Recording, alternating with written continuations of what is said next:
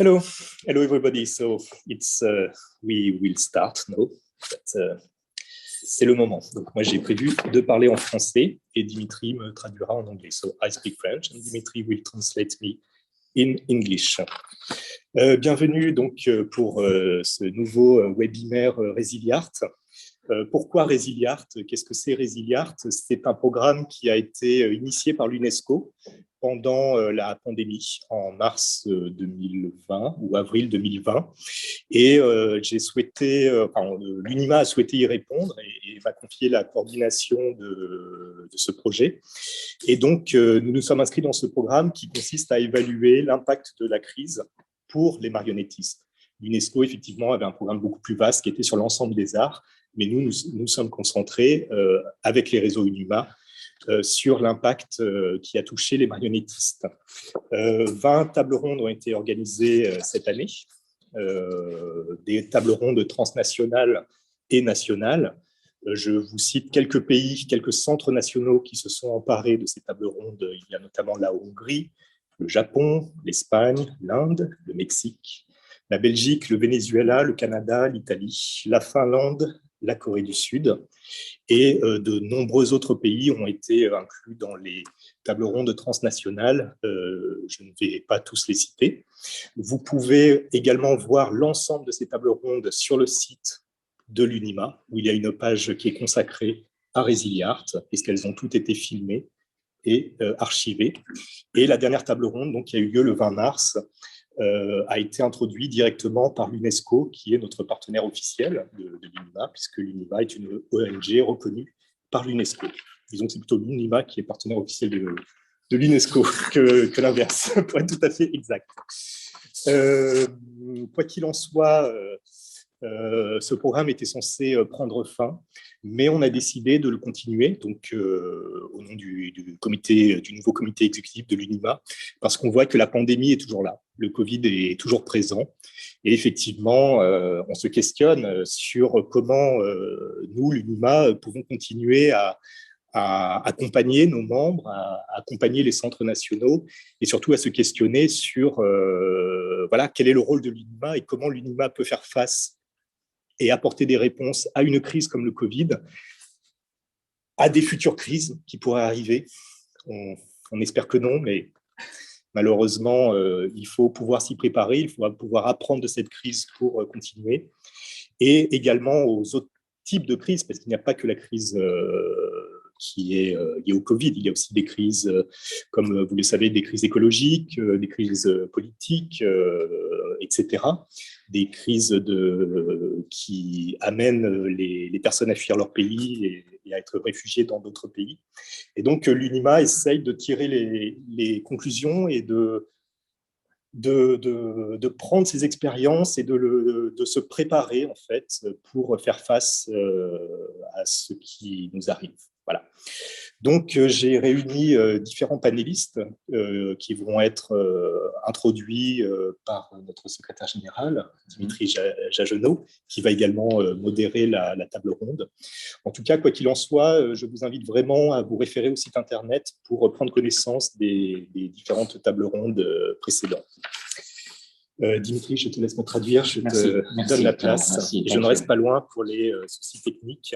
Surtout les personnes qui nous suivent sur Zoom, n'hésitez pas à écrire dans le chat si vous avez des problèmes de son, si vous avez des questions, parce que comme vous le savez, ce n'est jamais facile de faire des rendez-vous en présentiel et en distanciel. Merci. Merci Clément. Thank you Clément. So, thank you also to all the persons present here and present behind the screen. So I will translate as I can all the words and text in the intervention today. So the idea of this meeting today is also to make a little bit the point about what we have as experience during one more years.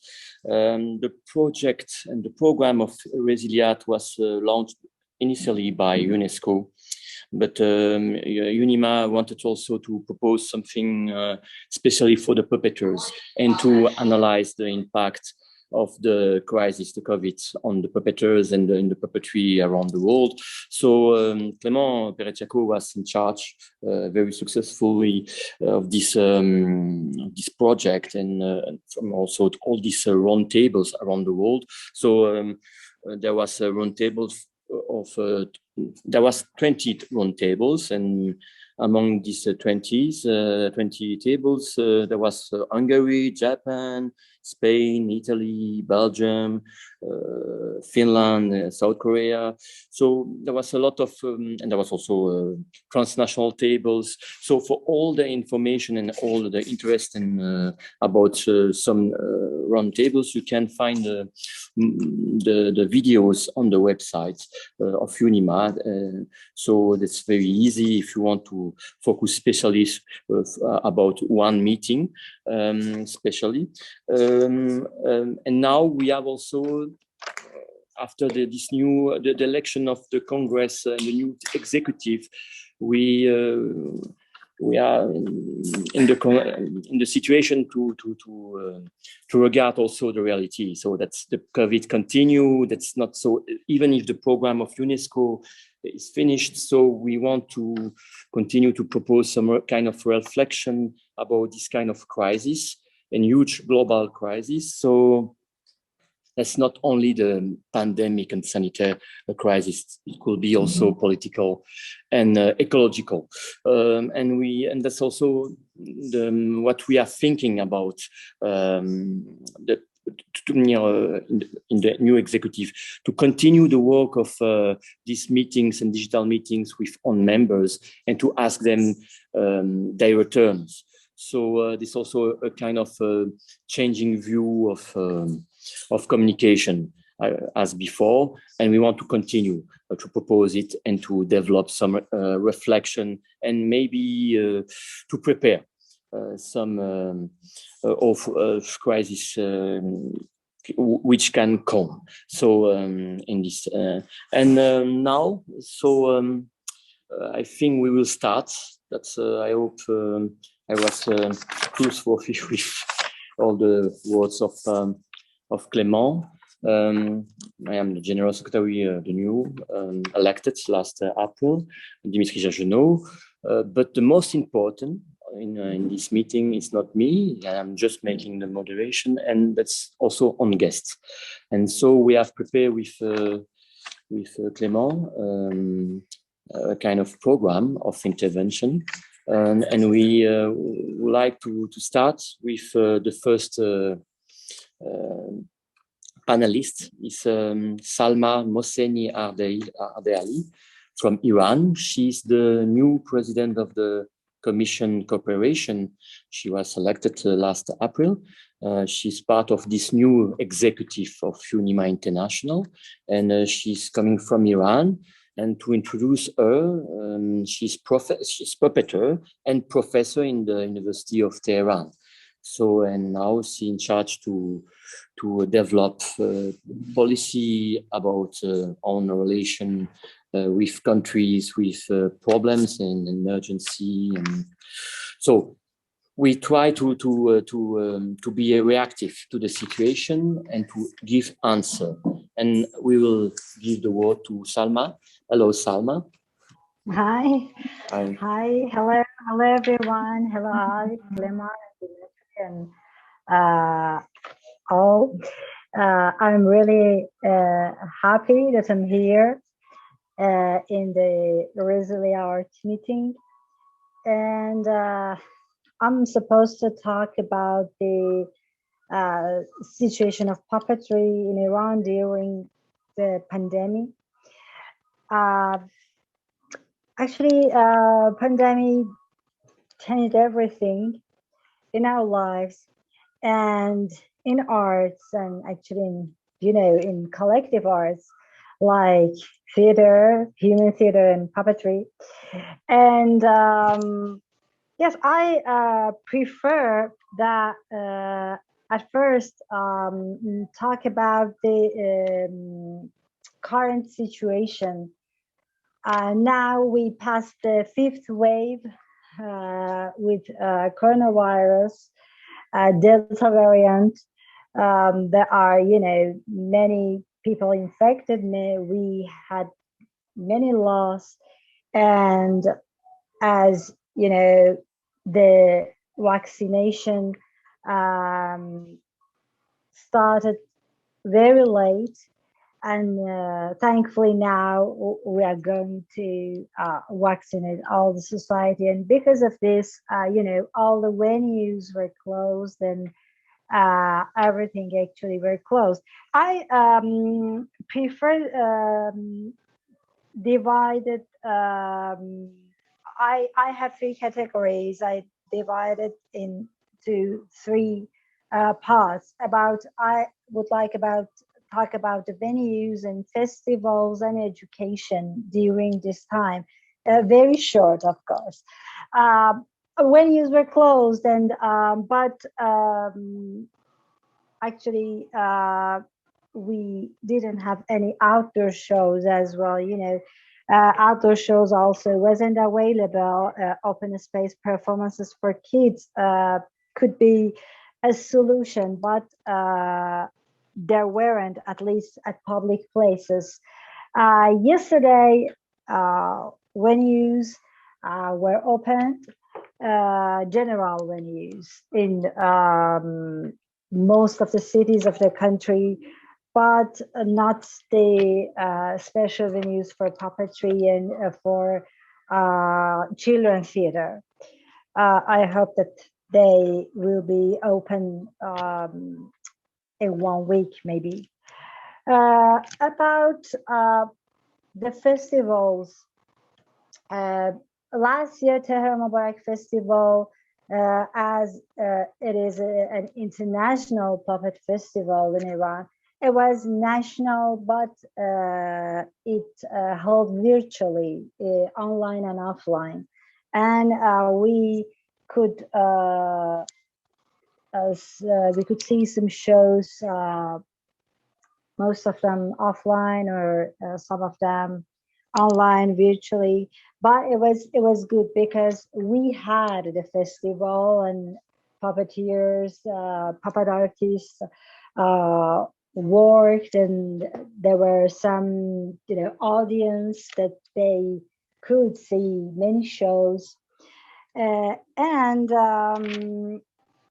last year we had the first international online puppet festival. It was good, and it was really well received. And this year we had the second international online puppet festival. It was well received by students, and also professionals, and we had many works from all over the world, and most of them were made in the bedrooms, in kitchens, in at home, because it was during the lockdown. And now this year also we had the second edition of the festival. And about the educational, of course, the universities, all the classes were online, and especially at university, it was very difficult because most of the courses for puppetry are practical courses. We need to be a group, and we need to work together. But it was online. For example, for me, I had the manipulating puppets courses, and also puppet making courses, but I had to work before the monitor and try to do something. And my students also, they were beyond the gray wall. It was a gray wall in front of us, and it was very difficult, but we should get by, because it is the situation, and it is very difficult. But the thing that it was really good for me, and it was important, was that many teachers in different fields use puppets for their online classes because they think that puppets and puppetry can appeal children, attract children, and make children happy during the online classes. And because of this, many different teachers from different fields would like to learn puppetry, learn to do, make creative puppets or manipulate puppets to do, for example, at their math classes or music classes, their online classes. And it was really great for me. And now, after this, all that COVID is not finished, and but now I think that we should try to produce and make and try to be together more, and we puppeteers should tend to this gloomy atmosphere of the society by our art. And yes, that's it. Thank you so much for the time that you give me. If you have a question, I can answer.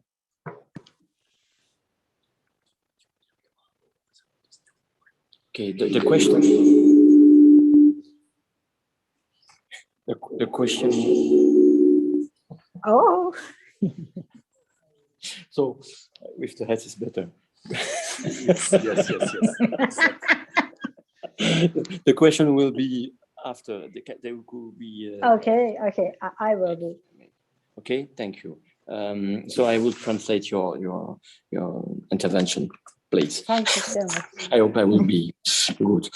Donc, merci, hein, Salma. Thank you, Salma. Donc, Salma, bien sûr, parle de la situation un peu désastreuse dans son pays. Ils ont quand même vécu 5 vagues successives. L'Iran a été quand même mis en première ligne de la pandémie. Il y a eu beaucoup de pertes, il y a eu beaucoup de tragédies humaines, beaucoup de tristesse, de tragédies. Ça n'a pas été qu'à simplement un confinement, ça a été aussi des luttes pour survivre pour beaucoup de gens en Iran. Ça, c'est un peu le constat un peu triste, et que ça va sûrement encore continuer, même si la vaccination a commencé et que ça va de mieux en mieux. Mais il reste encore une situation préoccupante. L'Iran n'est pas nécessairement sorti du Covid, comme certains pays de l'Europe le souhaitent, mais ils ne sont pas aussi vaccinés que nous, en tout cas. Alors, il faut savoir, je ne vais pas me tromper avec Clément, donc qu'il y a il y a 3 niveaux elle a voulu parler, en tout cas, concernant la situation et l'impact du Covid sur son pays. Donc, par rapport au théâtre, les théâtres ont été jusqu'à présent, jusqu'à très récemment, jusqu'à presque hier ou cette semaine, fermés en Iran. Donc, il n'y avait plus d'activité théâtrale à l'intérieur. Donc, il n'y a pas eu un semblant d'ouverture. Ça a été fermé depuis 1 an et demi. Donc, il y a quand même eu des tentatives extérieures de spectacles. Mais bon, on peut réinventer le spectacle à l'extérieur dans des espaces publics. Reste quand même toujours problématique, même quand il y a des attroupements.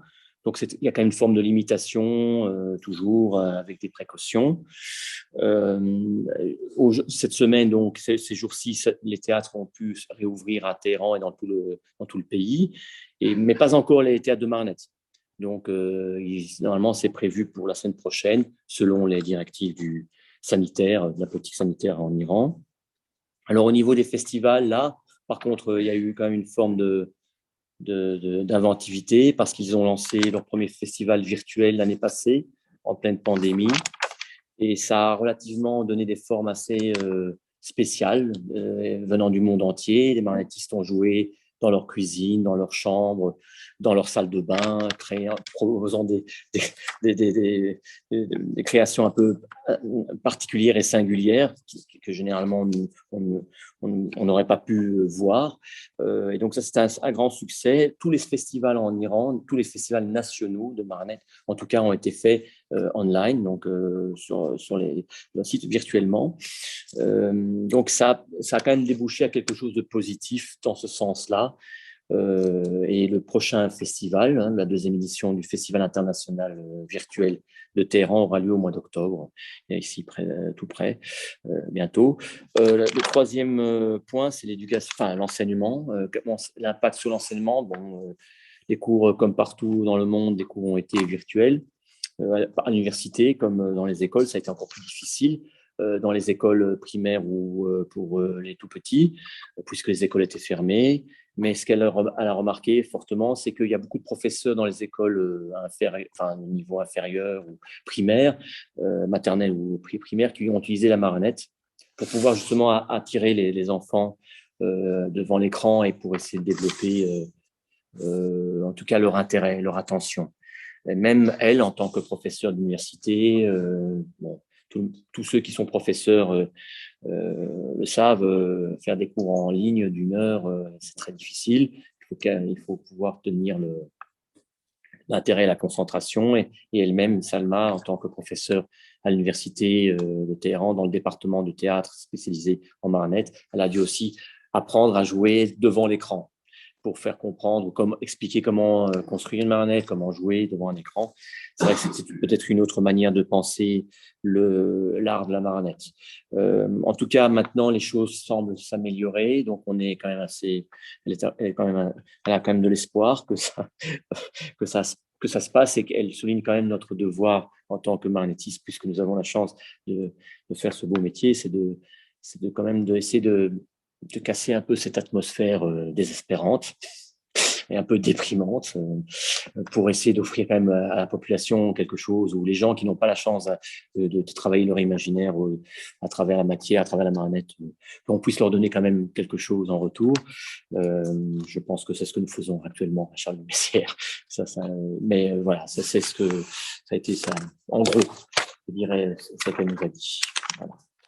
Merci en tout cas. Thank you, Salma. So we will continue the planning.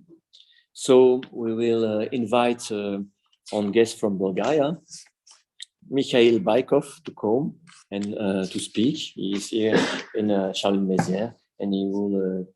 I will present him before. He's director of the youth puppet theater in Sofia. He's also assistant professor of the famous Academy of Sofia, the Academy of Arts and Puppetry Arts, NAFTA, and he's also the head director of the magazine KuklArt. And then the last issue is in French and English.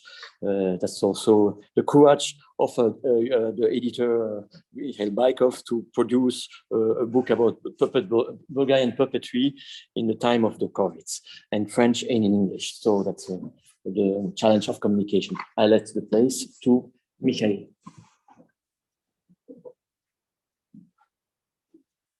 Thank you so much, Dimitri. First of all, I would like to thank you to Clément for this invitation to be here. It was very interesting for me to see all this ResiliArt during the last year, but I never participate, so it's my first time in Charleville and first time to participate in ResiliArt. There's a lot of things that I can mention about the situation during the pandemic. I'm very happy that we all agree that the pandemic is not, it's not the end of the pandemic still. But to be honest, there is some countries, maybe all of them are in Europe, that they already finished with this. I mean, countries like Denmark, for example. So I'm not trying to promote the vaccination because it's something that everyone needs to take it on his own way. But this is the one, from one hand, this is the way how exactly we can finish with this problem, and step by step to come back to our normal life, if there's actually exists something like a normal life already. But so what was the situation in Bulgaria? Yes, we were closed as everyone for a couple of months, maybe 2 or 3 months. During this time, it was impossible to go to theater or to make anything which is related to art. But it was for a really long, short term. Then we opened with a lot of restrictions. At the beginning, it was 30% of capacity of our stages. Then and till now, it became to 50% of the capacity of the stage. So the situation is like that. But what's really nice is that the Bulgarian government actually helps a lot to the all puppeteers who are working in the theaters in Bulgaria. Maybe it's important to say that in Bulgaria we have a really huge network of state and municipal theaters, more than 20, and all of them are subsidized by the government of culture, the Ministry of Culture, by the Bulgarian government. So during this pandemic, we have our salaries, our insurance, everything which we needed to have let's say, a normal life. What we miss a lot, it was our audience, the public in notre salle. And now we start to turn back a little bit more to what was. Well, according to the festivals, we also have a lot of festivals in Bulgaria. All of them are cancelled the last year, but this year, in 2021, we have all of them. This one which were cancelled, and this one which we need to has their own editions in this year. So everything became step by step to the his, let's say, normal way. Of course, it's still very, very difficult to travel. I mean, a lot of because all of the Bulgarian festivals are international.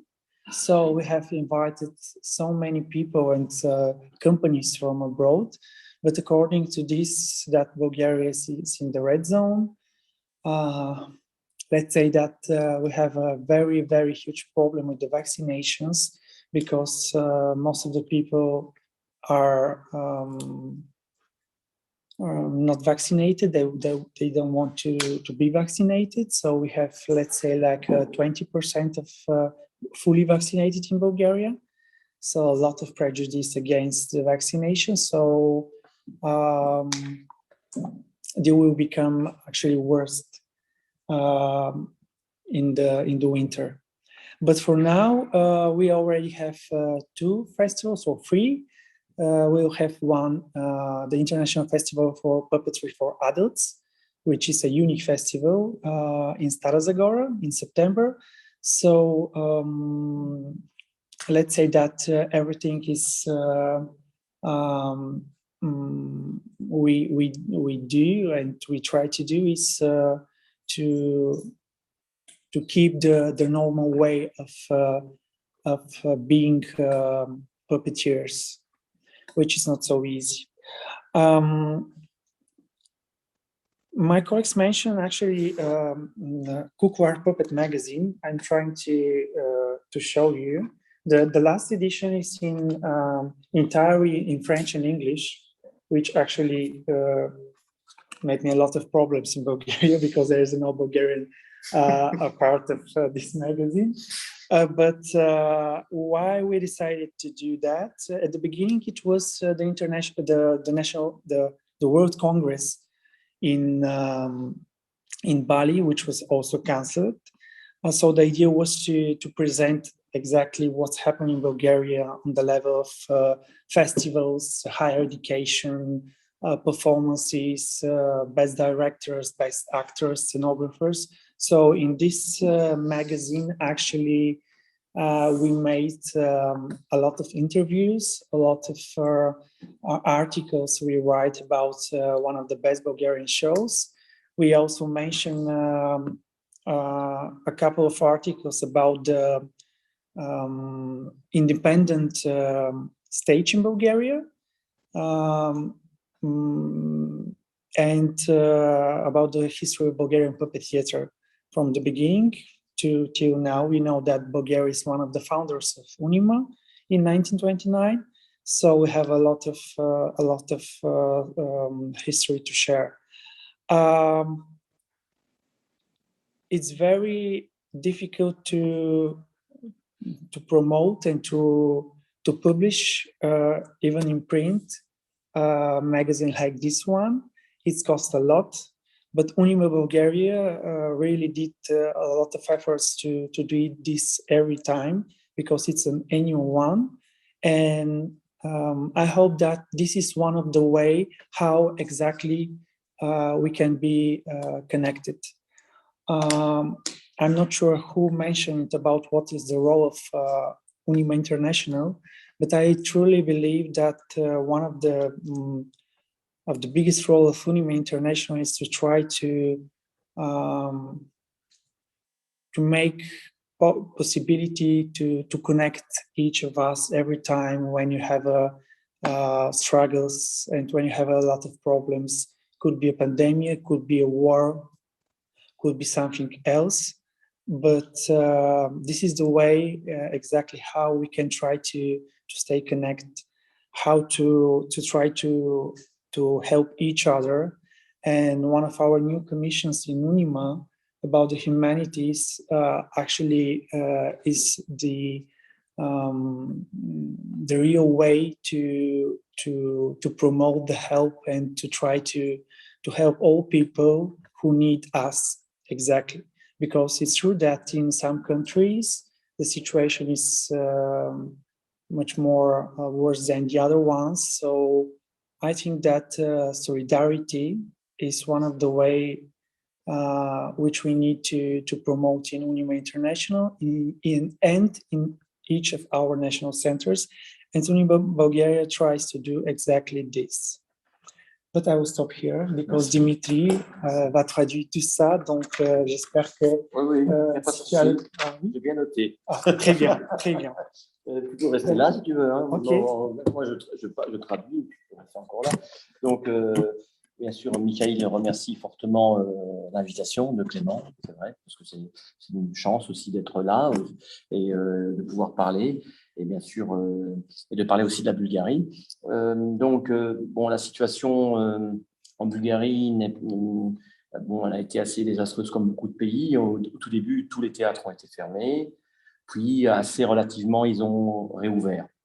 Disons qu'après 3-4 mois, ils ont quand même réouvert en juin dernier, donc comparé à d'autres pays comme la France, par exemple, si on veut. Mais c'était avec une jauge très limitée, c'était 30%. Hein. Et c'était pendant longtemps, quoi. Donc maintenant, ils sont toujours à 50% de jauge possible dans les salles de spectacle. Pourquoi? Parce qu'il y a un problème de vaccination. En Bulgarie, parce qu'il y a beaucoup de gens qui refusent la vaccination.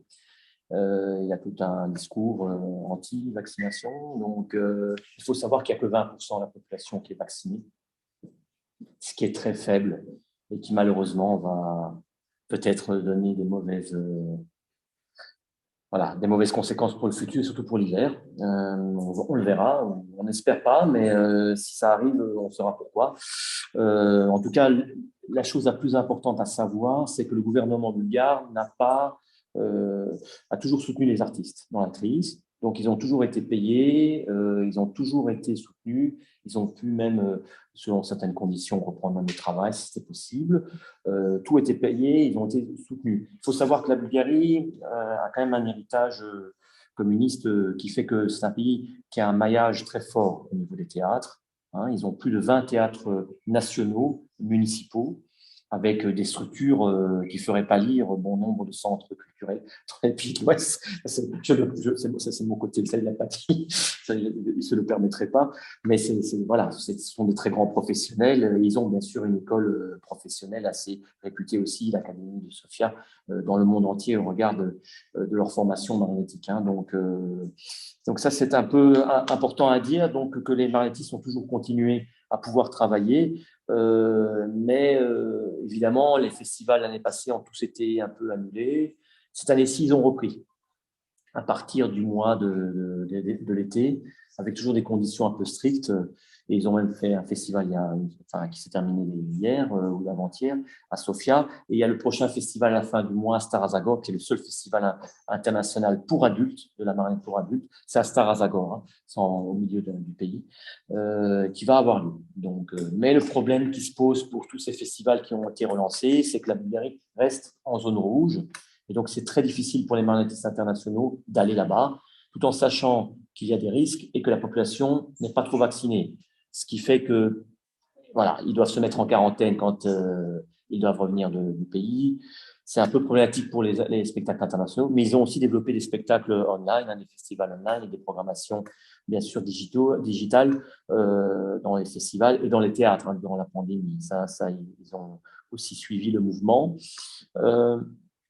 Alors, le dernier point, c'est bien sûr le magazine exceptionnel qu'il a écrit, enfin qu'il a co-dirigé, il a publié en tant que rédacteur en chef de ce magazine KuklArt, qui est un magazine qui a voulu se présenter la richesse, la créativité, l'histoire, le paysage des théâtres de la Marionnette en Bulgarie pour les non-bulgares. Donc, ça a été très difficile de le faire, parce qu'il y avait non seulement l'enjeu de la traduction et de la qualité de la traduction, mais aussi chercher l'argent, parce que ça coûte très très cher, parce qu'aucun Bulgare va acheter un magazine qui n'est pas écrit en bulgare. Il fallait aussi convaincre, bien sûr, les politiciens de comprendre l'enjeu de faire une traduction en anglais et en français d'un livre, d'un magazine livre qui fait quand même plus de 200 pages, mais quand même un gros livre à propos de la marionnette bulgare pour les autres pays. Donc, en terminant, bien sûr, Mihail a dit que l'UNIMA-Bulgarie, qui est un pays membre fondateur de notre organisation, l'UNIMA, s'inscrit. C'est toujours inscrit d'ailleurs dans l'idée de l'UNIMA, c'est-à-dire la solidarité, nous connecter, ou en tout cas essayer de chercher les contacts, de nouer des contacts, d'aller chercher l'information, de développer une solidarité, de ne pas laisser nos membres ou certains centres dans leur coin. La dimension internationale, c'est vraiment d'essayer d'ouvrir les portes.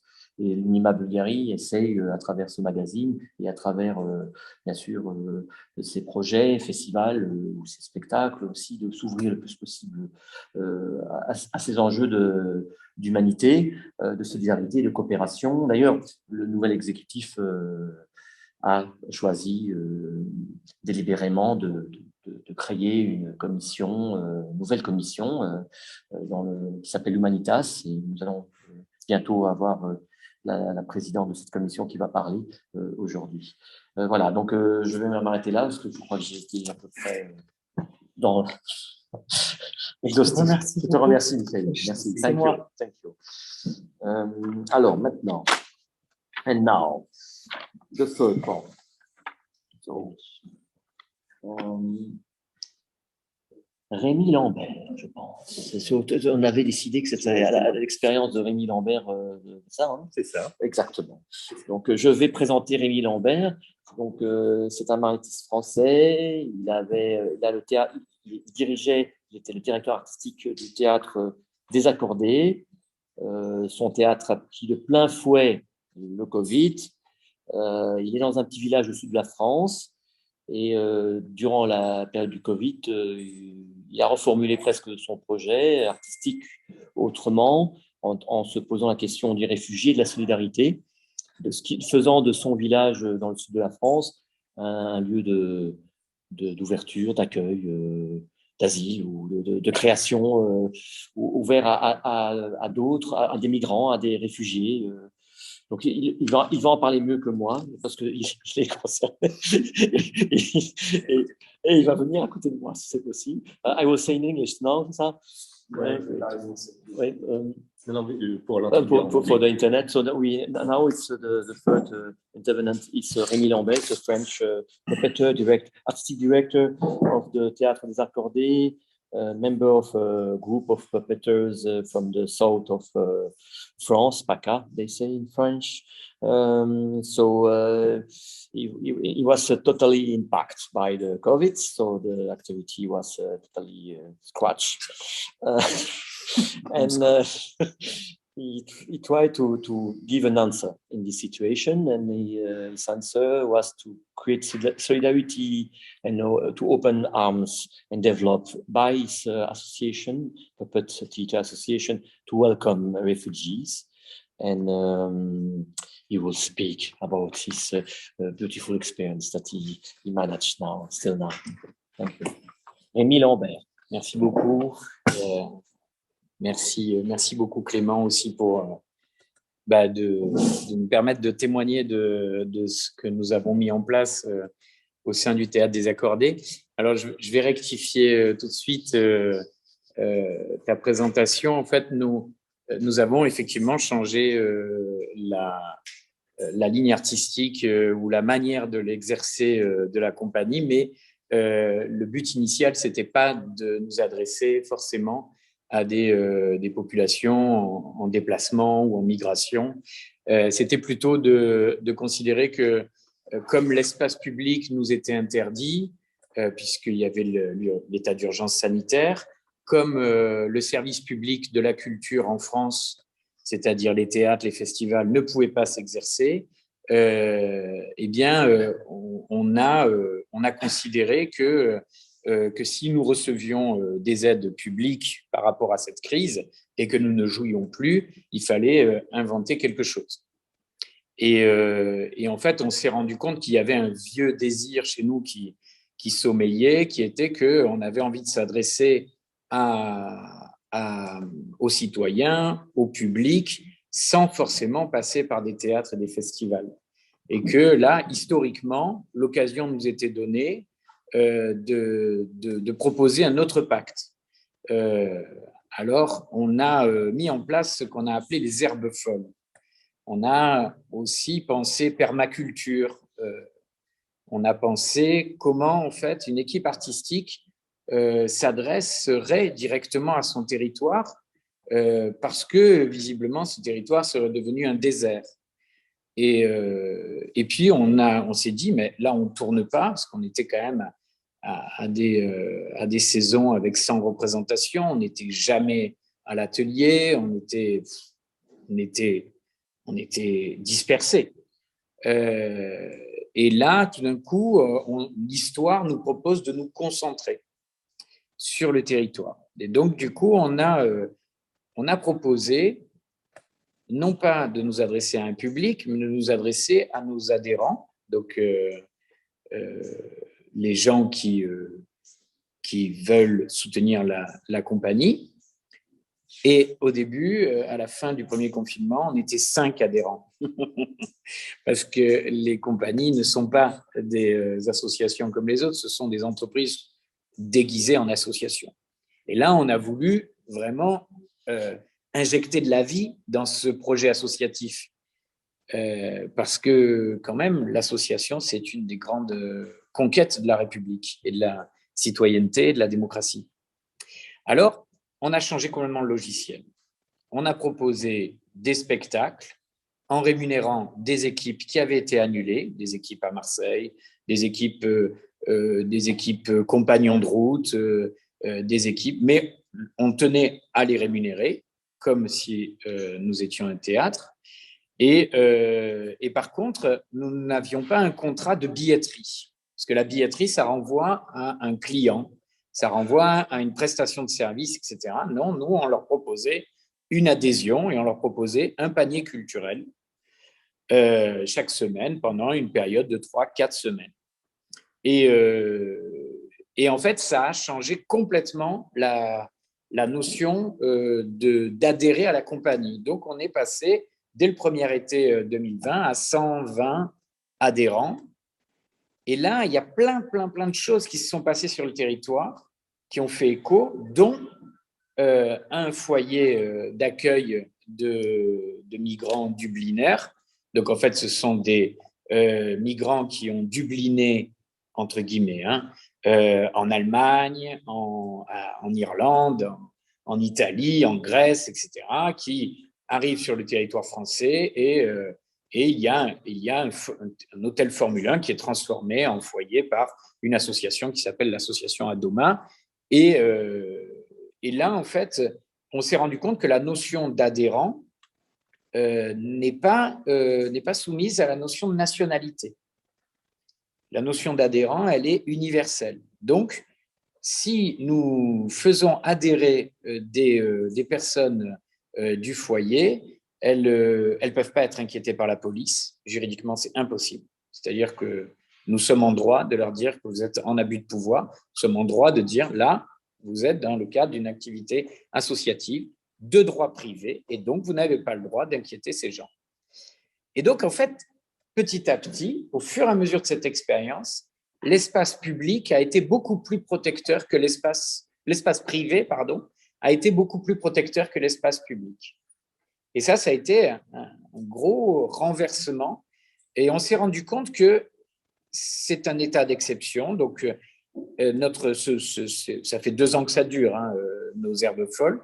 Ça n'a pas vocation à remplacer les théâtres ni les festivals quand ils seront en capacité de refaire leur mission de service public, mais que nous, en tant qu'artistes, eh bien, on avait retrouvé un lien direct avec un public, mais un public plus. C'est-à-dire que je peux parler donc de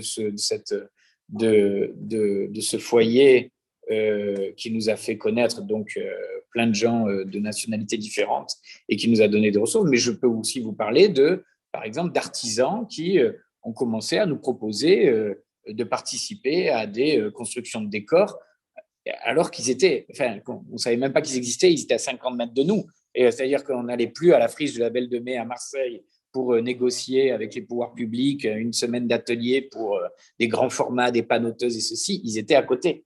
Donc en fait, le territoire en fait a refleuri pour la compagnie et je trouve que du coup ça se pose un peu dans les mêmes termes que quand on parle de culture de masse ou de culture vivrière.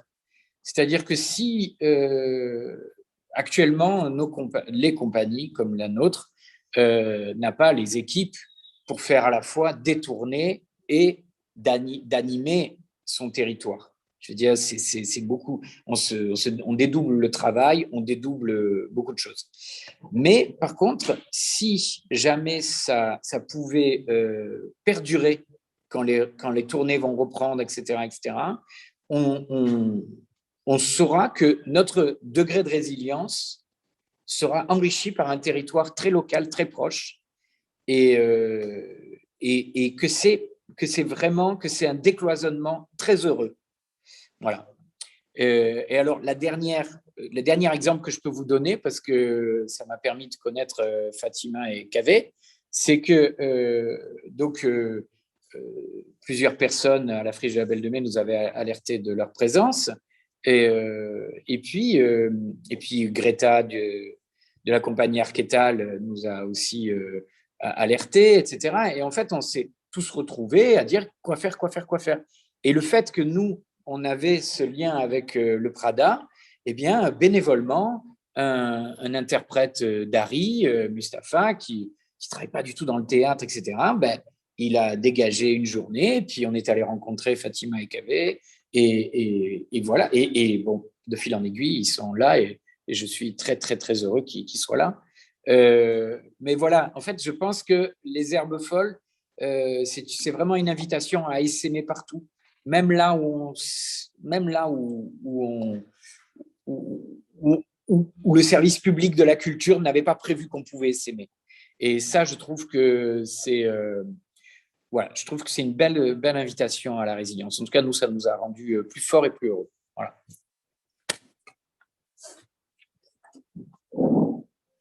Okay, merci. I will translate. So now the version of Rémi Lambert. So he's the director of the Théâtre Désaccordé, and you want also to change a little bit what I have said. That's okay. I would say that's the opportunity of the time of the COVID to think about the activity, the creative activity. So because they passed from 100 shows per year and the activity of Tuni and to make shows everywhere to nothing, and they were totally without answer about the situation. That's but they start to think again or think differently the space, and they could not play outside. They could not play inside and open the theater to public audience. So and they receive and in the same time they receive the public money. So they start with the company to think how we could propose in this situation, and they have think about the project, the Les Herbes Folles, so the crazy grass. Yes. We'll say. So this project was the idea to propose to people to be adherent, to be a member of the theater, because the theater is an association, but not.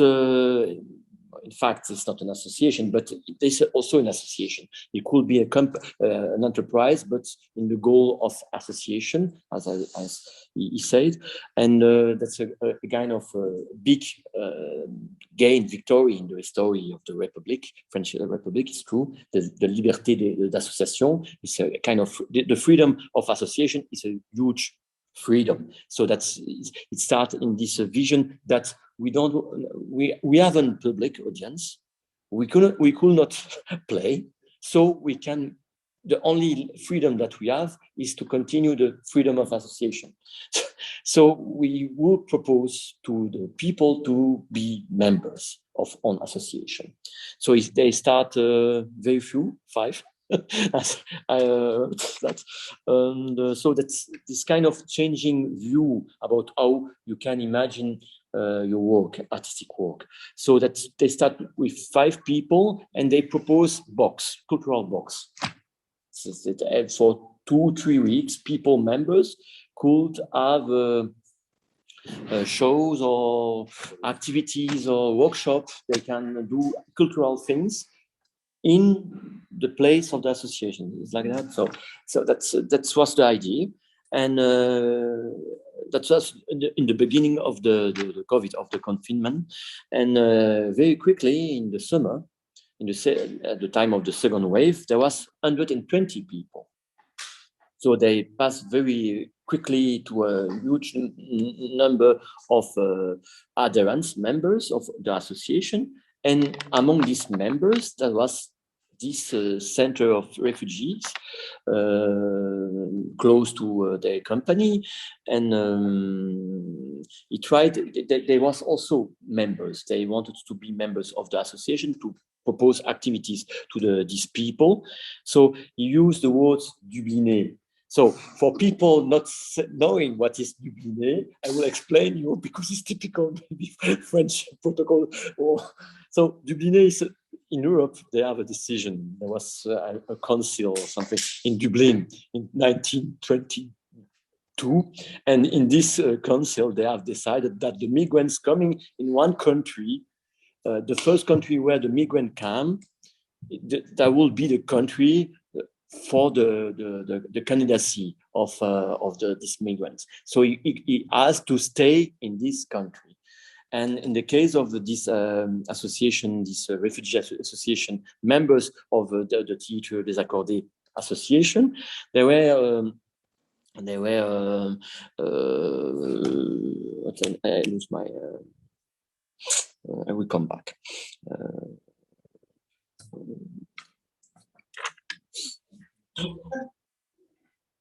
There were people with 2 candidacy in 2 different countries, and normally they have to go back in the countries. So normally we have to exclude and expel them from the territory. So in the European policy or migration policy. So there are refugees in some this center because this center association want to defend their rights to be somewhere else than maybe in Italy or in Greece, because most of the immigrants come by this country. And France didn't want, and they say, go to Italy, or go to Greece, or go to Spain, but not in France, or Belgium say the same, so, or other countries. So that's crazy, because with the law of association, with this freedom of association, police cannot come inside the association, the theater association, when there are activities. So the migrants, when they are participating to the activities of the Théâtre Désaccordé, they were safe. So because the law is forbid any intrusion of police inside an association. That's the law. That's the freedom of association. So they are anti-constitutional. So in this way, so that they give a kind of freedom or help, asylum to these people normally who are in danger, who has to leave the country.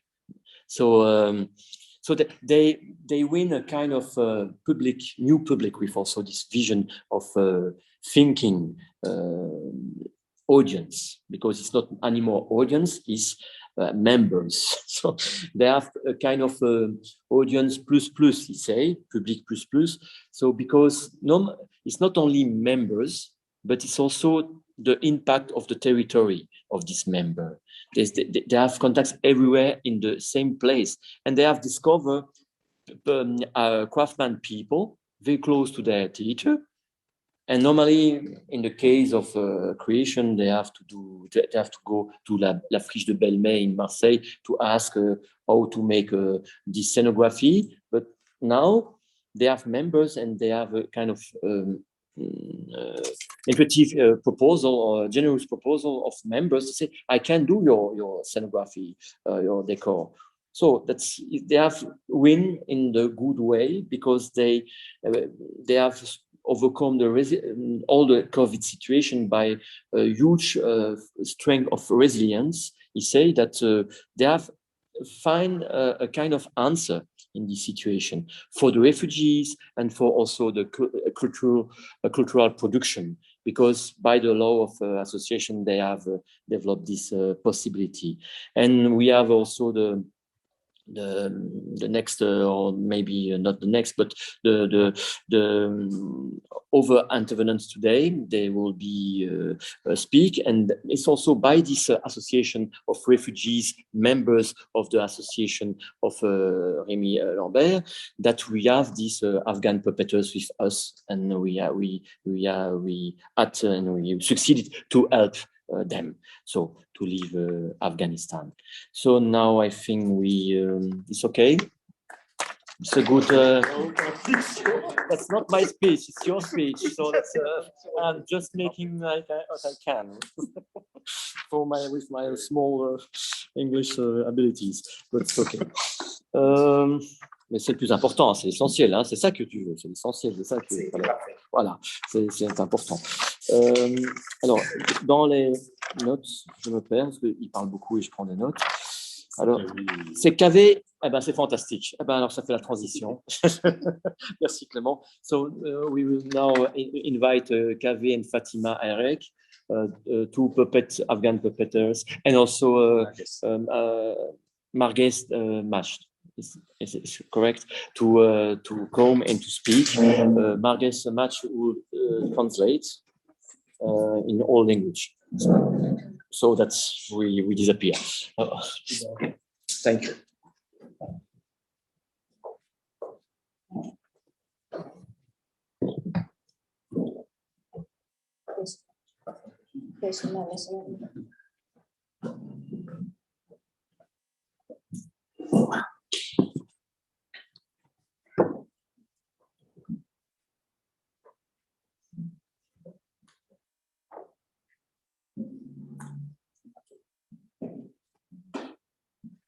سلامی به همه.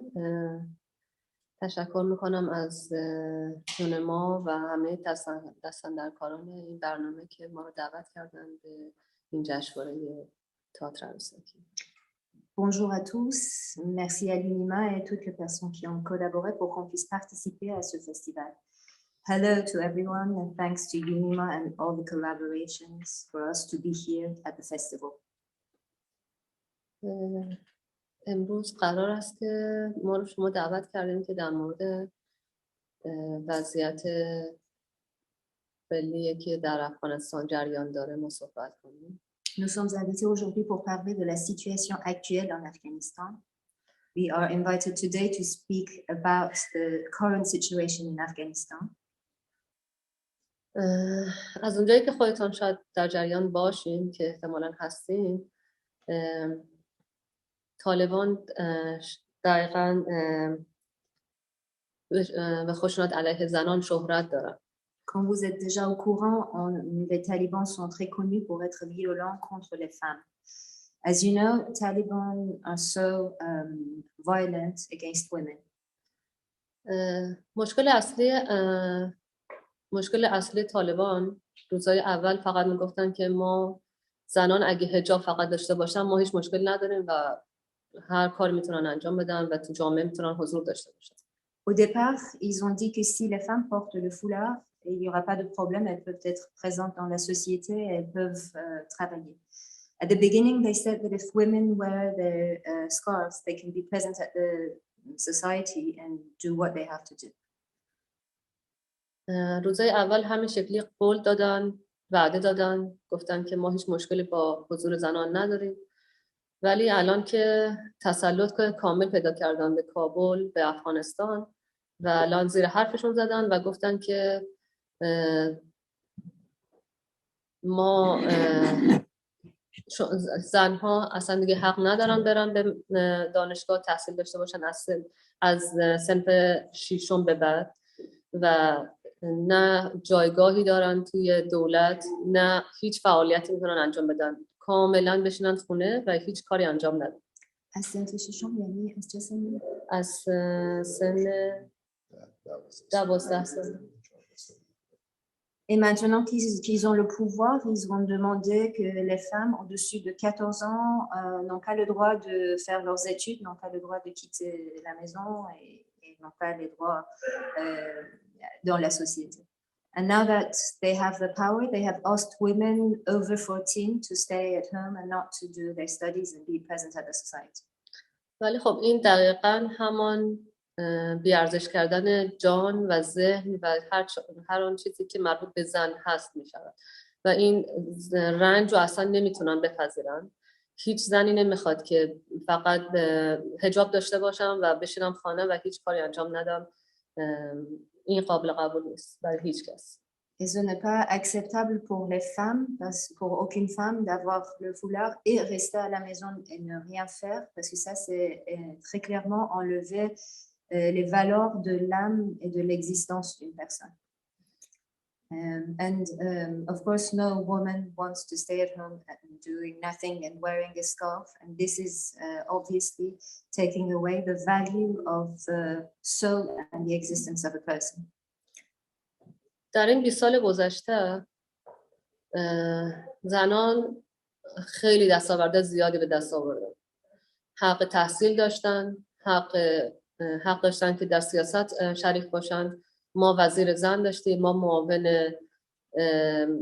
معاون وزیر دفاع داشتیم، ما هنرمند داشتیم، ورزشکار داشتیم، یعنی همه زنها در تمام عرصه‌ها فعالیت داشتن.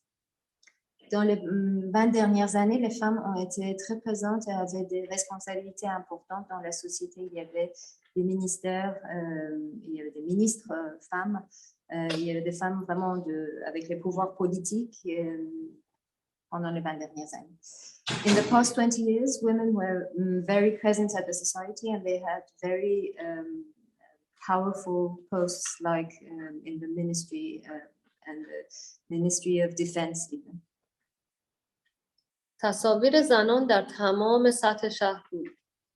در کافه ها، در خیابان، در تمام خیابان تمام تصاویر زنان تاثیرگذاری که داشتیم، تمام زنان میتونستن کرکت بازی کنن، میتونستن تمام ورزشایی که مثل یک مرد تمام ورزش‌ها رو انجام بدن. هیچ محدودیتی نبود. ما زنان میتونستیم بایسیکل سوار بشیم، دوچرخه موتور برونیم، میتونستیم سوار موتور بشیم، یعنی هیچ محدودیتی از هیچ لحاظ ما نداشتیم. ولی خب با این وجود با الان با حضور طالبان دیگه هیچ زنی هیچ فعالیتی نمیتونه داشته. Pendant ces dernières années, les femmes, leurs images étaient présentes partout dans les villes, sur les murs. Les femmes avaient le droit de faire tout ce que les hommes faisaient, comme faire du vélo, faire de la moto. Et avec l'arrivée des talibans, effectivement, ce n'est plus possible.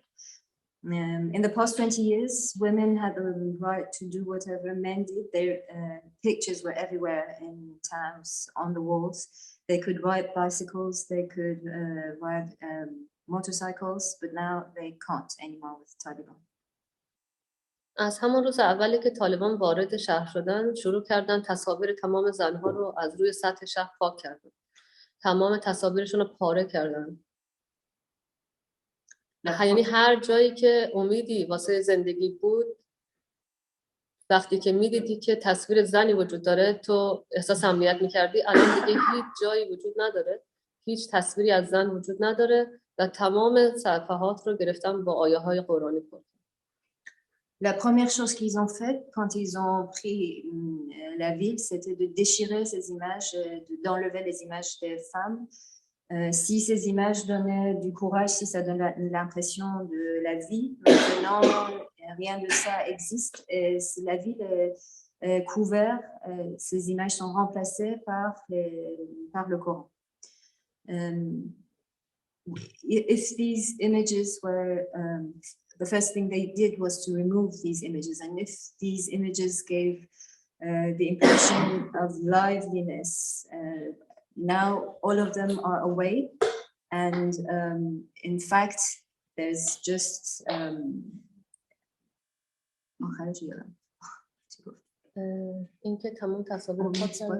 and they have been replaced by the Quran.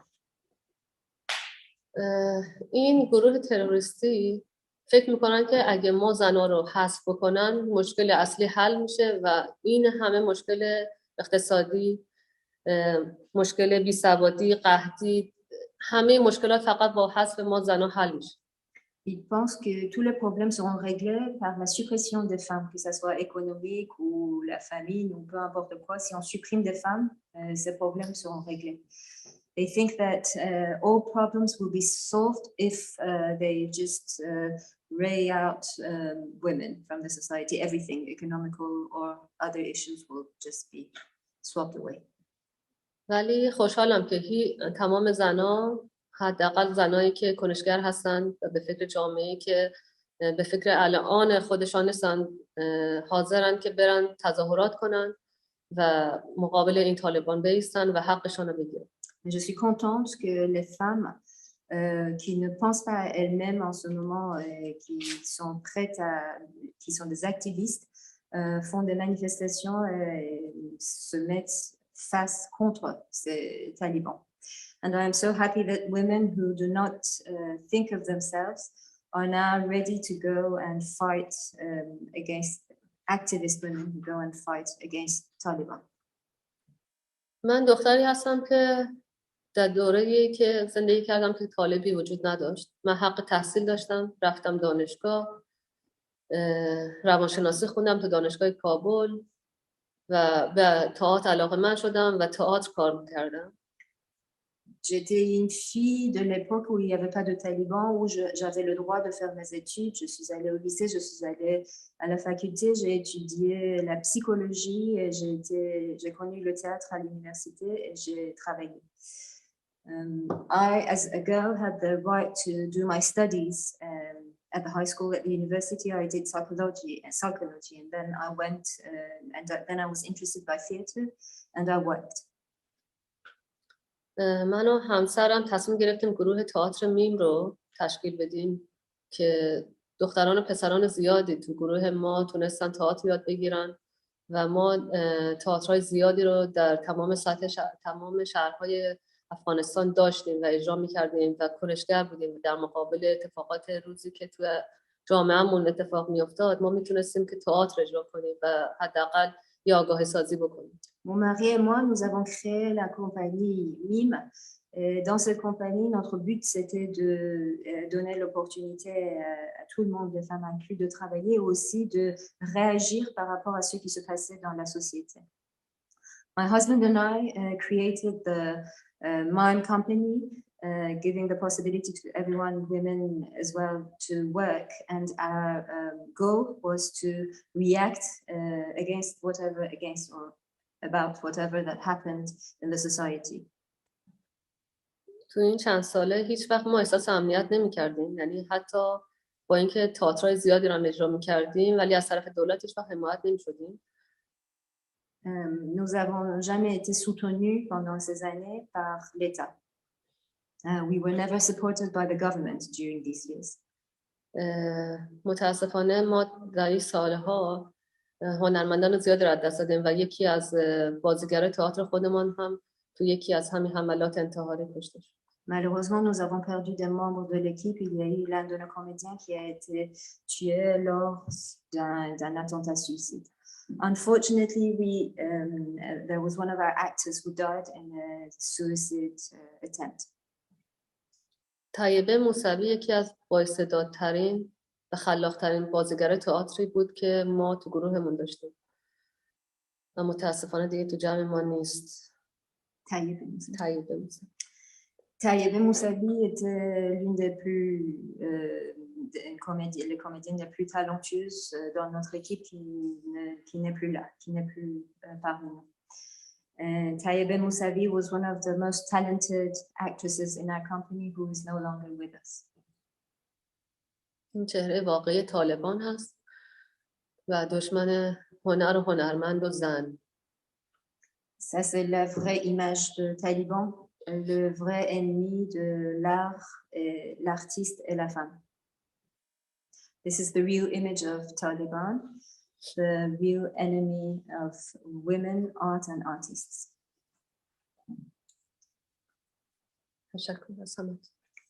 Merci à tout le monde. Thanks to everyone.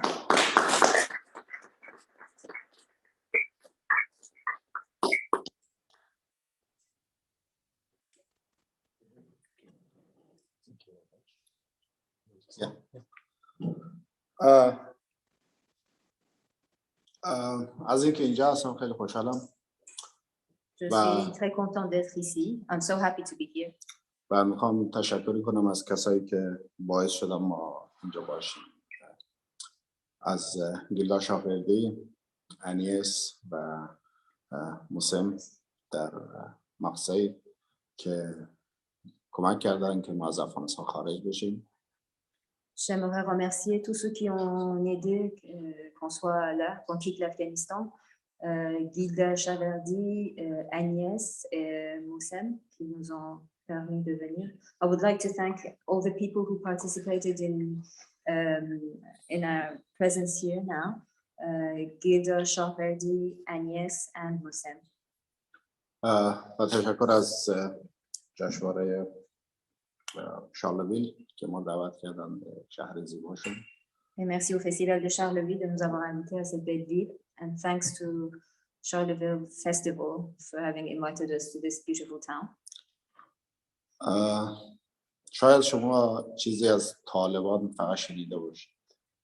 Peut-être que vous avez juste entendu parler de Taliban. Perhaps you have just heard talking about Taliban. طالبان، داعش، القاعده، اینها همشون یکی هست. Taliban, Daesh, Al-Qaeda, they're all the same. Taliban, Daesh, Al-Qaeda, c'est tous pareil. اینا خوانشی که از دین دارن، از اسلام دارن، بهشون اجازه میده که تمام کارهایی که انجام میدن این اسلام هست که به اونا اجازه میدن آدم بکشن، ظلم بکنن و به دنبال ضربه زدن به جامعه انسانی باشن. Leur lecture de la religion leur permet de faire tout au nom de l'islam, de tuer les gens et d'être vrai malheur pour la société humaine. Their interpretation of the religion allows them to do whatever they want to do and to kill people and to be a real harm to the society. وضعیت هنرمندا در افغانستان به خصوص هنرمندایی که تئاتر کار میکنن و کار عروسکی میکنن وضعیت دشواریه. La condition la situation des artistes, surtout les artistes qui font du théâtre de la marionnette en Afghanistan, est très compliquée. Puppeteers and people who do theater have a very hard situation in Afghanistan. چون به نظر طالبان خلق یا ساختن یک عروسک و حرکت دادن اون و صحبت کردن اون کفره و این کار دخالت در کار خداوند.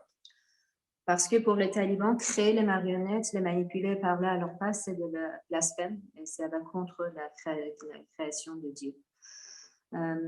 Because for Taliban, making puppets and manipulating them and speaking instead of them goes against the religion. به خاطر همون اینا در سال 2000 بوداهای بامیانو که بزرگترین مجسمه‌های بودا در جهان است در بامیان افغانستان اینا اونو انفجار دادن. C'est pour ça qu'ils ont démoli les grands Bouddhas, les plus grands Bouddhas qui existaient à Bamiyan en 2000. That's why in 2000 they exploded the greatest Buddhas which were in Bamiyan. و الانم که افغانستان مسلط شدن به افغانستان دارن آثار تاریخی رو نابود میکنن. Maintenant qu'ils ont le pouvoir en Afghanistan, ils sont en train de démolir l'héritage historique. And now, having the power in Afghanistan, they're ruining all the heritage, the historical heritage in Afghanistan. نمونه چیزش همین پریروز یک قلعه تاریخی رو در گرشک هلمند خراب کردن که جای اون یک مدرسه دینی بسازن. Par exemple, très récemment, ils ont démoli un citadelle à Gereshk-Helmand pour construire une école religieuse à sa place. For instance, very recently, they demolished a citadel in Helmand in order to make a religious school in its place. وزیر تازه اطلاعات فرهنگ طالبان اعلام کرده که تمام هنرمندان شغلاشون رو تغییر بدن و دیگه کار هنری انجام ندن. وزیر اطلاعات فرهنگ. اطلاعات فرهنگ. یکیه؟ وزیرش مثل ارشاد اطلاعات فرهنگ یکی. Il y a le ministère de l'information et de la culture qui a demandé aux artistes de se trouver un bon métier, de changer de métier. So the Ministry of Information and of Culture has asked artists to find a decent job, a new job. چون هنرمندا با کارشون با فعالیتشون باعث میشه که در ذهن مردم سوال خلق بشه نسبت به حقوق انسانیشون. Parce que ceux qui font les artistes font penser à le droit d'homme chez la population. Because what artists do make the population think of their rights. و برای اونا راحت تره که صورت مسئله ارفاق کنن. یعنی هنرمندا از وسط بردارن. یا شما شغلتون عوض میکنید یا اینکه توسط اونا کشته میشین که در ولایت‌های مختلف خیلی از هنرمندا رو از خونه‌شون کشیدن و اونا رو تیربارون کردن. Donc pour eux, c'est plus facile de supprimer la source, de supprimer la question et de dire que soit vous changez votre métier, soit on vous supprime réellement comme ils ont fait. Quand ils sont arrivés, ils ont fait sortir beaucoup d'artistes de leur maison et ils les ont fusillés devant leur maison.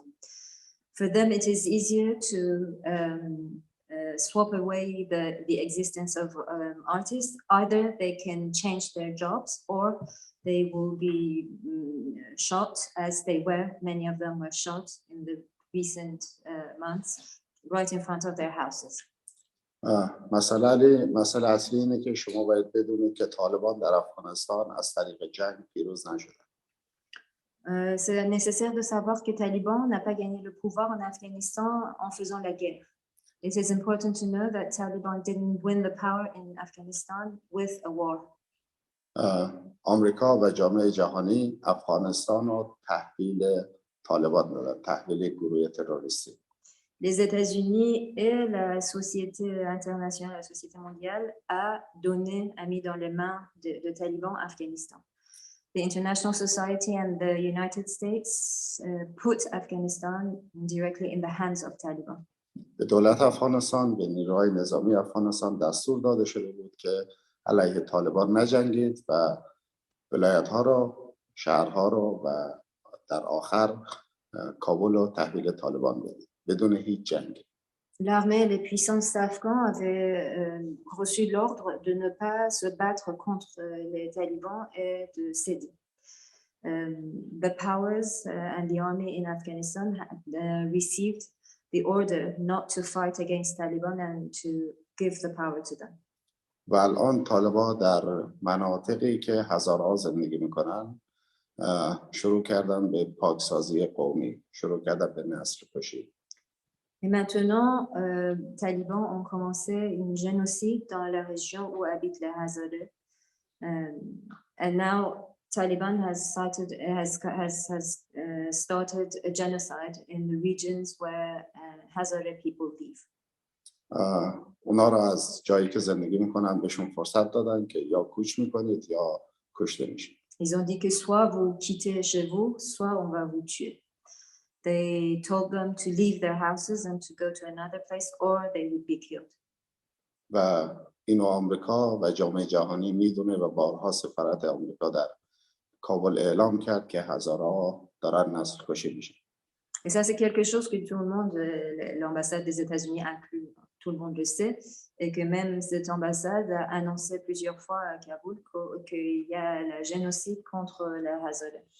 This is what everyone and the embassy of the United States knew, and they have officially announced several times that the Hazara people are being genocide.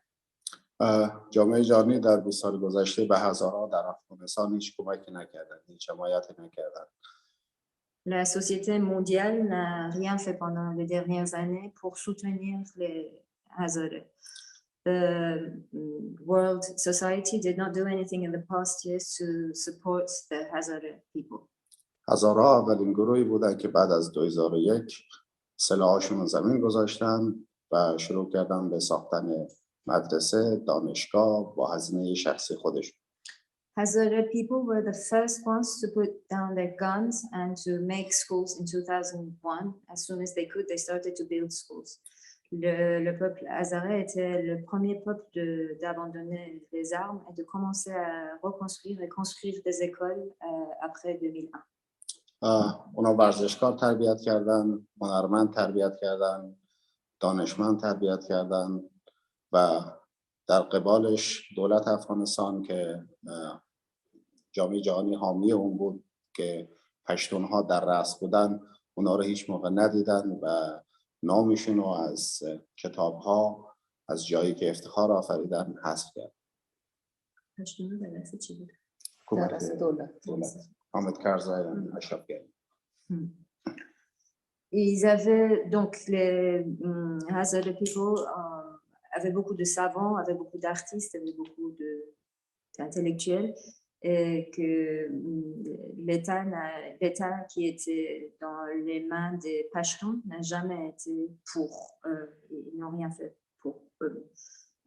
Hazara people had many intellectuals, artists, important people, but the government in the hands of the Pashtuns never wanted their names to be out.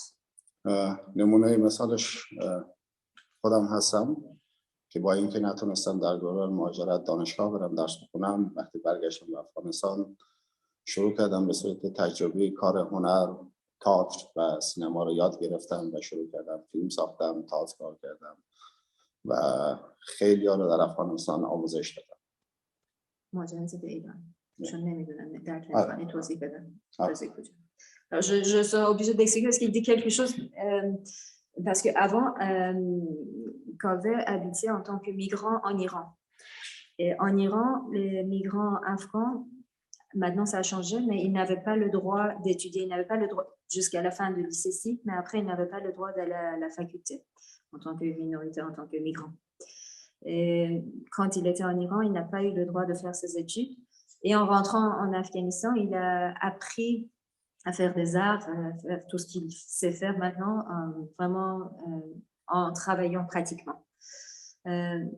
Kaveh was a migrant in Iran when he did his studies, and so in Iran in those years he didn't have the right to go to university as a migrant. He just finished high school. So when he went back to Afghanistan, he learned all the things he knows to do now. He learned them practically. من در سال گذشته روی پالیسی سینمای افغانستان کار کردم برای افغان فیلم، ریاست افغان فیلم. L'année dernière, j'ai travaillé sur la politique dans le cinéma d'Afghanistan qui s'appelle Afghan Film. Last year, I worked on the politics of Afghan films, the Afghan cinema. وقتی که پاکستان قرار بود وزارت اطلاعات فرهنگ کارمندای افغان فیلم پاکستان بزنه، من به وزارت اطلاعات فرهنگ مراجعه کردم و اونا گفتن که این واکسن سهم هزاران است. Et quand le ministère de l'Information et de la Culture a voulu vacciner ses employés, lui, il est parti pour se faire vacciner et on lui a dit que les Hazarais n'ont pas le droit d'être vaccinés. Les vaccins ne sont pas pour les Hazarais. So when the Ministry of Information and Culture was vaccinating the members, the employees, he went to be vaccinated and they told him that the vaccination is not for the Hazara people. این نشون میده که چقدر پشتونها که همیشه حکومت در دست داشتن نسبت به بقیه تبعیض قائل میشن. Ceci montre comment il y a une discrimination de la part des Pashtuns qui étaient toujours à la tête du pouvoir.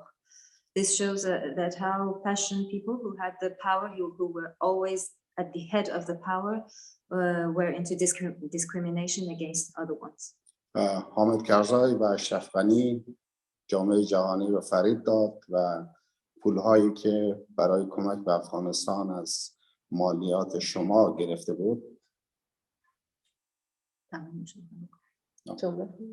بود اینو صرف حمایت از گروهای تروریستی مثل طالبان و القاعده و داعش در افغانستان کرد. Donc, Ahmed Karzai et Ashraf Ghani, qui étaient tous les deux Pashtuns, ont pu tricher et recevoir l'argent public des autres pays pour les dépenser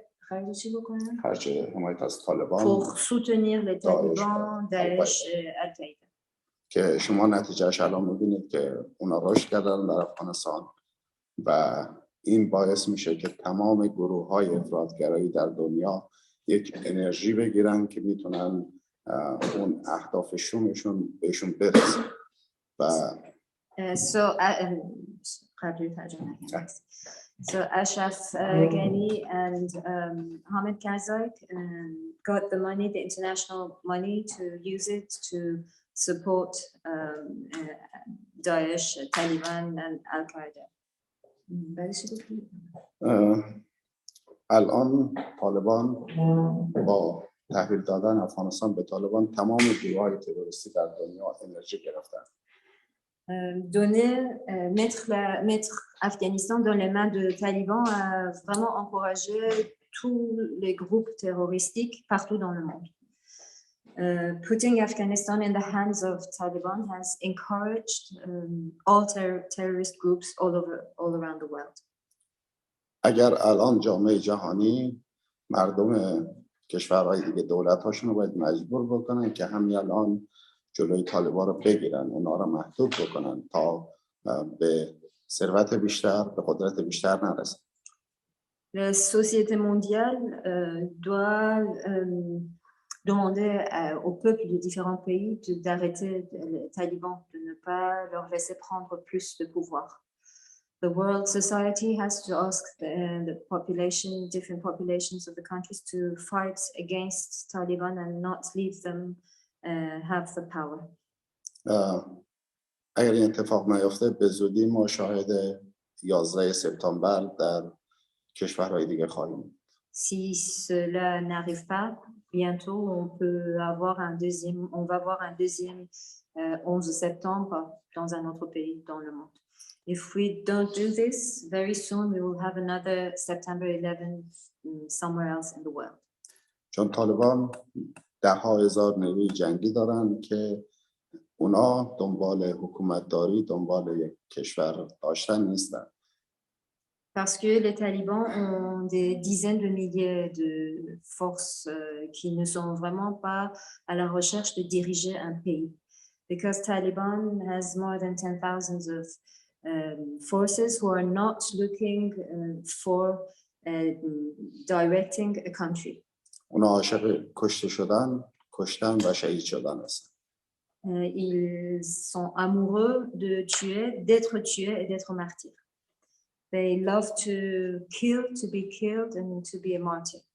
و بعد از افغانستان اونا سعی میکنن خودشون رو به جاهای دیگه برسونن تا بتونن در اون جاها آدم بکشن و شهید بشن.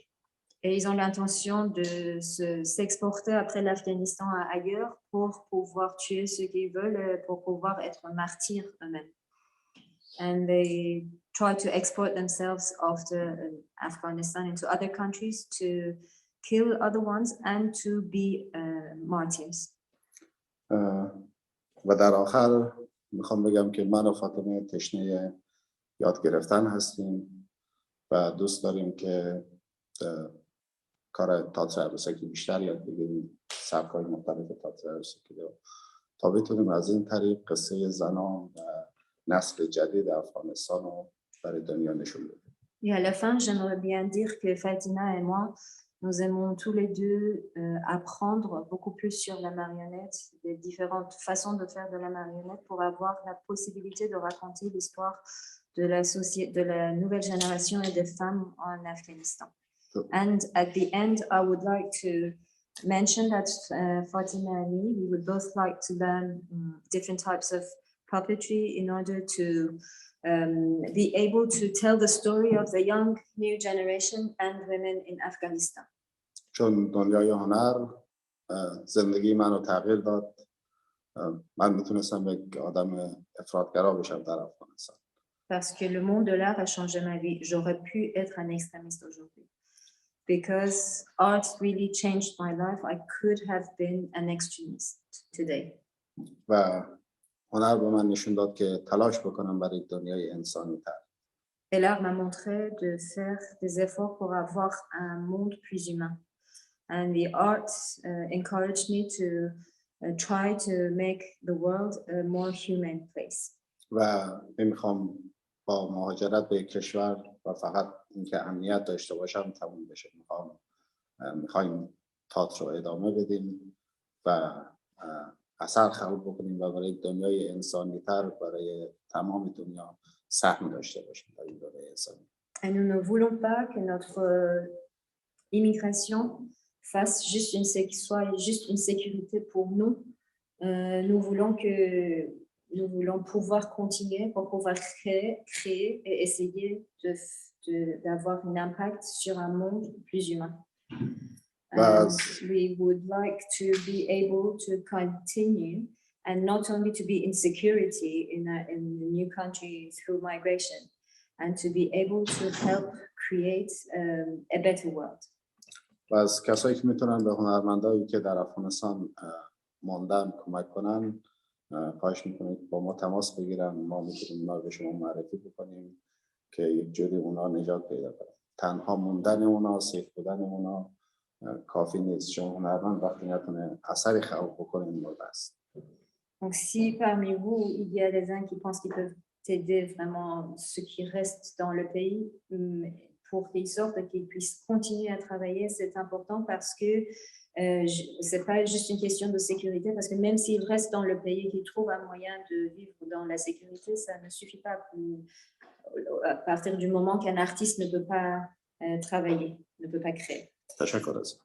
So we would like to ask each of you who think to have the possibility to receive or to help the artists who are still in the country, to let us know. We will give you some names, because even if those artists find some security in the country, it is not enough if they can't create and if they can't work. Merci beaucoup. Thank you very much.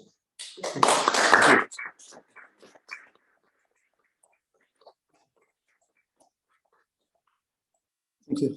Thank you. Thank you very much. We don't have a lot of time, so I propose that for the two last panelists that we will not translate. So you can speak in English. Is it okay for you, Jean-Christophe? Or you can speak French if you want. And we will translate it in a second time for the next with a new video, because okay, so you can come, Jean-Christophe, and you can introduce yourself. Ouais, voilà. Le secrétaire général de l'effort.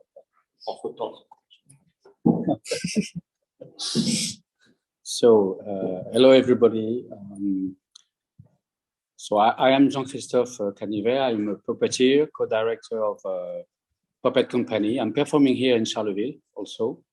So I'm pleased that you will come tonight to see our performance. And I'm also a member of the board of Thema, UNIMA France. And I'm also very involved in the cultural rights. And I will try, I don't want to make a conference about that subject, because I think we had already two examples of living cultural rights. First with Théâtre Désaccordé, how we can act it. Well, it's really a good example how the Théâtre Désaccordé have been able to do something respecting the cultural rights. And just to make a shortcut about what is cultural rights, in fact, they are very indissociate of human rights.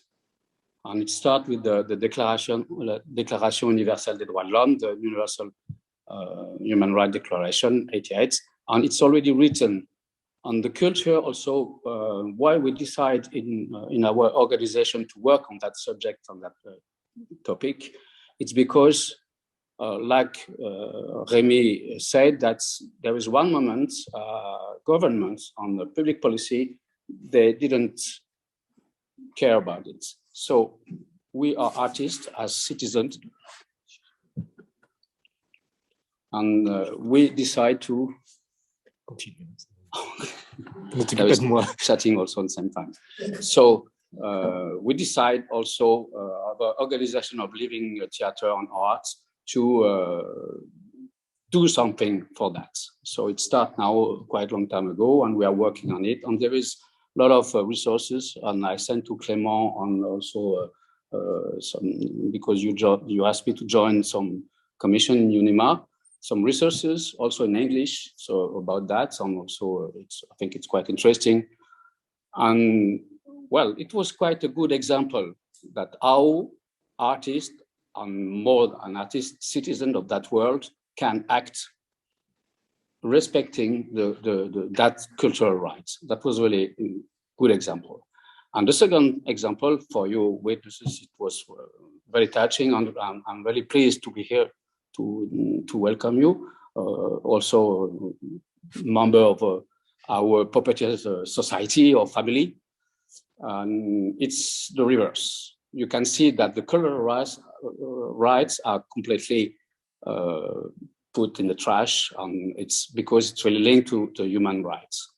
So, and it's also, what we can say also in that work we did on that topic, that we try to find different key to read how we are doing our project on territories.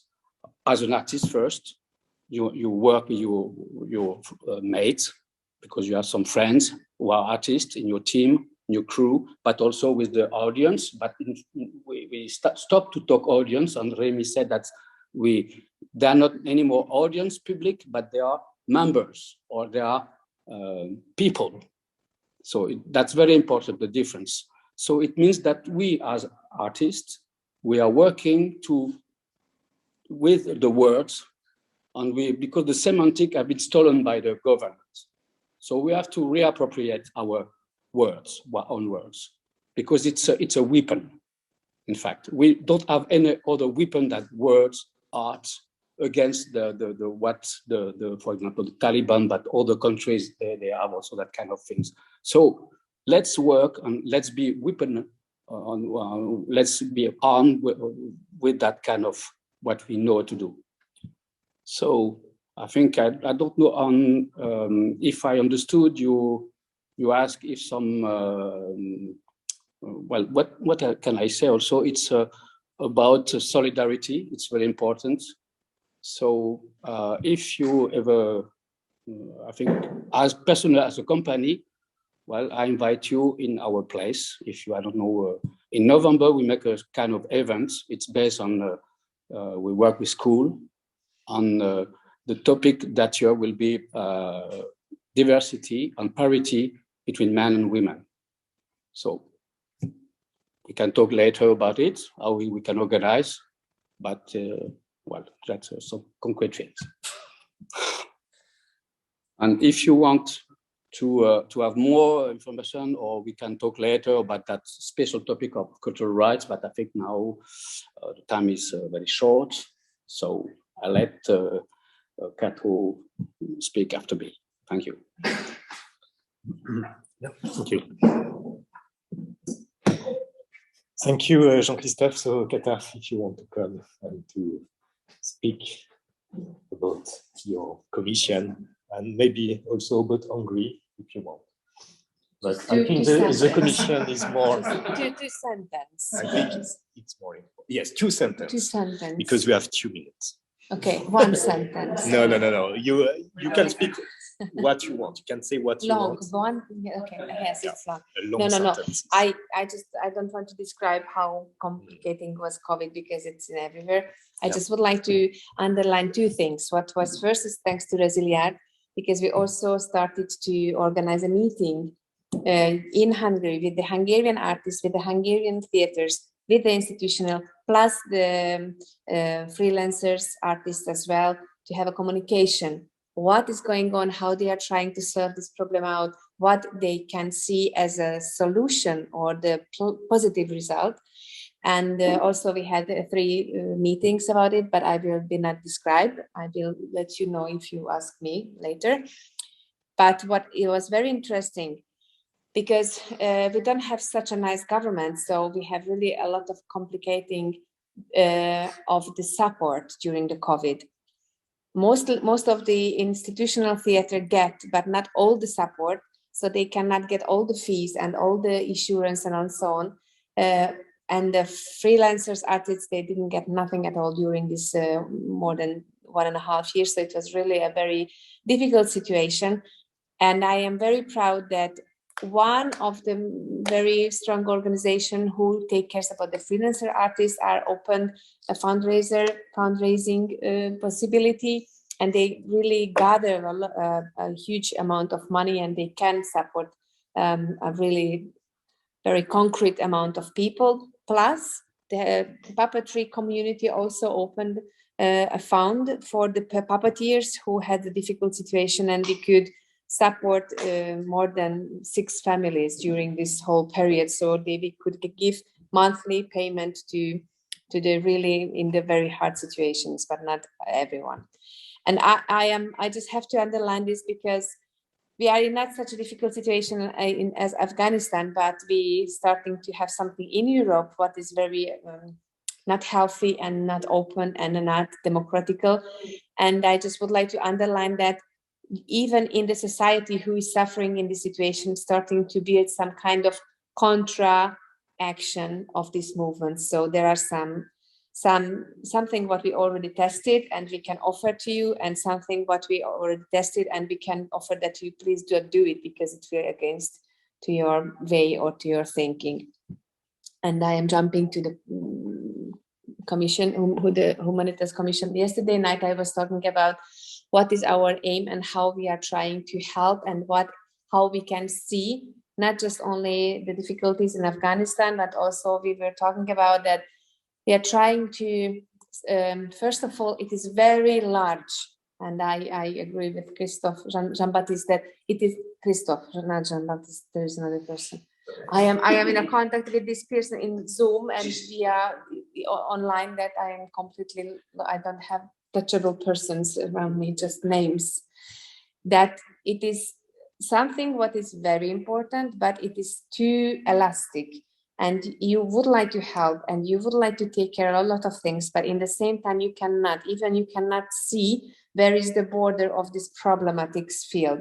So, but I thought that first of all, we have to somehow analyze the situation. We have to see where and how we are standing on, and really what is the main part, where and how we can really help, and what is useful, and not just making something what is just something in the air or something not helpful, but we have to somehow catch. And this is much more difficult because we don't want to be so aggressive. We don't want to push our idea, but somehow we have to build some kind of background. And this is what I thought it is that we as a UNIMA or as an organization or as an association, we can, or what is in English? It is NGO. We can offer. It is the net, and it is the connection between people, and it is the knowledge what we already have, and the sharing this knowledge. It is the much more important, I think, or it is the only way how we can be visible and how we can be useful. So yes, please share this name list because we really need the names. This is the number one. The second, what I already told you yesterday, that we would like to build a net around the country. So the neighbor countries has to have someone who are agreed that they will take care of the people who can cross the border. I have finished. No, okay. So this is very important and we have to give this information to the people who are inside Afghanistan. This will be the next steps. And the third is very important that, of course, we have to find and we have to build support, because the people who can come out, they will be without money. So they have to live. And the fourth is that they have to have a future plan. So somehow we have to also build some kind of net, what is in Europe or in other continent, then they can start the new life from zero. So I think this is the four basic leg, what we are trying to build. We are trying to go to the details and see how and with which help we can really make the steps further. But we are on the beginning. So we need some kind of patience. But during this time, we are all the time trying to have meetings and discussions, and also not just only this topic, but there are some other topics as well, but it's also very interesting. It is the gender case, it is the planet case, and also it is the case what is developing of puppetry arts, I think. So all the time we are trying to put this kind of problematic field through arts, through puppetry. So in this case, we have completely other connection. And I hope in this case, we really can somehow diverse all this problematic, what we would like to underline and what we would like to make a focus on. Thank you very much.